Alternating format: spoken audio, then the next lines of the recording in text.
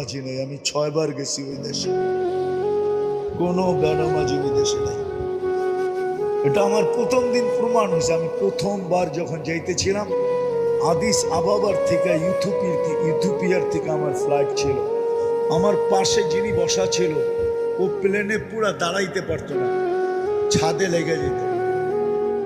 Plane একটু নিচা থাকে না, লাগেজ লুগেজ বড়ার পরে ও মাথা উঁচা করতে পারতো না, এরকম লম্বা।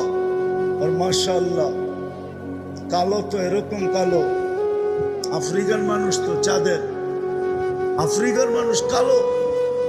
তা আমি কথা বলতে বলতে ওরে নামাজের সময় চলে আসছে, আমি নামাজের কথা বলছি, তো ও হাসি দিয়া বলে মুসলমান নামাজ পড়ে না, তুমি এই কথা বিশ্বাস করলা কি, ধারণা করলা কি করে যে মুসলমান আর নামাজ পড়বে না?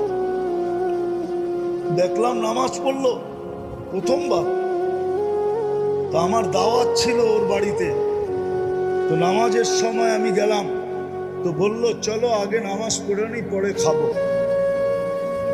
তারপর আমি 6 বারে ওদেরকে পরীক্ষা করছি, বিলকুল টপ টু বাটন, প্রেসিডেন্ট থেকে নিয়া, সেনা প্রধান থেকে নিয়া, নিচের আমলা পর্যন্ত